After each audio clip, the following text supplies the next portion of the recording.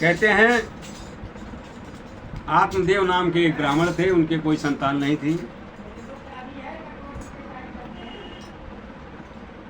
उनकी पत्नी धुंधली,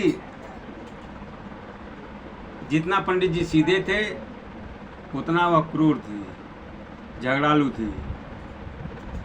पंडित जी के धन संपदा थी लेकिन पुत्र नहीं था। एक दिन आत्मदेव जी ने सोचा कि जीने से क्या फ़ायदा जब कोई सारे संतान नहीं है, किसके लिए कमा कमा के इकट्ठा करूं। तो उन्होंने आत्महत्या करने के लिए निश्चय कर लिया और चले गए आत्महत्या करने के लिए। जल पी करके एक पेड़ के नीचे बैठे थे। एक संत आ गए, उन्होंने पूछा क्या बात है, क्यों उदास हो? तो उन्होंने कहा महाराज हम उदास नहीं हैं, हम तो आत्महत्या करने आए हैं। देखो लगेगा, हम तो आत्महत्या करने आए हैं। बोले क्यों? बोले जिसके हमारे कोई संतान नहीं है, जब कोई संतानें नहीं है तो फिर जी करके क्या फ़ायदा। अब कथा कहें तो महाराज दशरथ जी वाली कथा हो जाएगी। तो कि जिसके संतान ना हो उसकी क्या व्यवस्था होती है, इंद्रलोक भी धुला दिया जाता है दोबारा। तो संत ने कहा महाराज आपके 7 जन्म तक संतान का सुख नहीं लिखा हुआ है। आत्मदेव जी सर पटकने लगे, बोले आपके सामने ही मैं सर पटक के आत्महत्या कर लूँगा, दोष आपको लग जाएगा। मैं सर पटक के आत्महत्या कर लूँगा। महात्मा जी ने कहा आत्महत्या मत करो, जो विधान है परमात्मा का उसी के अनुसार जीने की इच्छा रखो, उसी के अनुसार कार्य करो। आत्मदेव जी ने कहा मैं आपके सामने ही सर पटक करके जान दे दूंगा। संतों ने सोचा, महात्मा जी ने सोचा कि ब्राह्मण अगर हमारे सामने आत्महत्या कर लेगा तो हमें दोष लगेगा।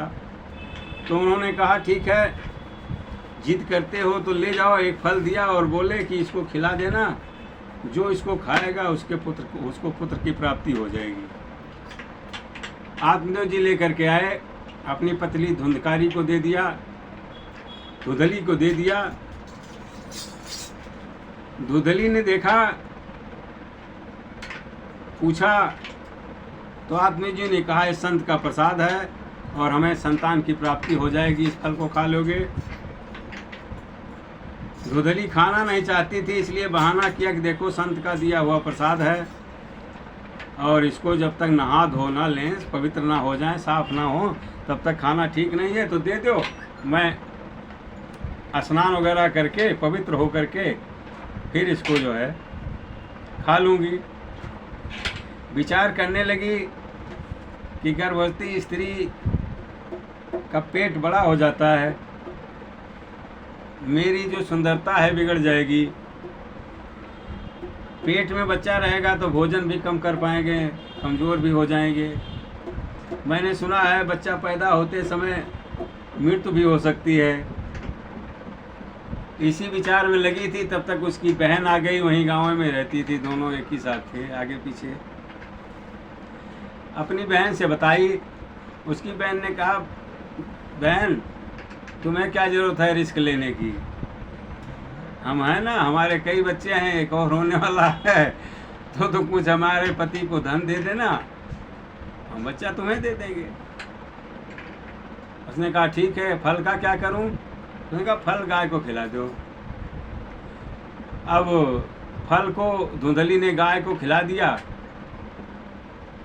पति से कह दिया देखो मैंने फल खा लिया, और कुछ दिन बच्चा गर्भ में है इसका नाटक करती रही। जब उसके बहन को बच्चा हुआ तो चोरी से ला के दे गई, और उसके थोड़े दिन के बाद गाय के भी एक बच्चा पैदा हुआ जो मनुष्य के जैसा था। आत्मदेव जी बड़े प्रसन्न हुए कि कहाँ एक भी संतान नहीं थी, और संत महात्मा की ऐसी कृपा हुई कि गाय भी आदमी के जैसे ही बच्चा पैदा दिया है।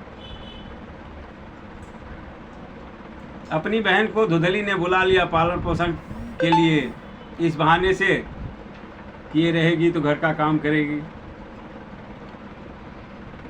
आत्मदेव जी ने गाय से जो बच्चा हुआ वह मनुष्य के जैसे था, कान उसका गौ के जैसे था, इसलिए उसका नाम रखा गौकरण। जब धुंधली के बच्चे का नाम रखने चले तो धुंधली ने कहा सारा काम आप ही करोगे, कुछ हम भी करेंगे, हमारा भी तो हिस्सा है। बोले तुम्हारा हिस्सा है तो क्या चाहिए? धुंधली ने कहा देखो इसका नाम मैं रखूँगी।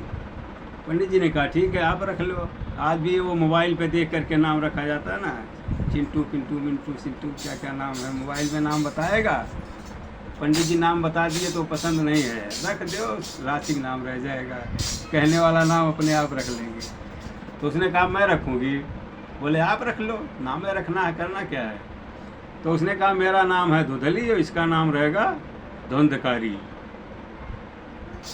पंडित जी ने कहा ठीक है। कुछ समय बीत गया, धुंधकारी बड़ा हुआ तो वह अवगुण में लग गया।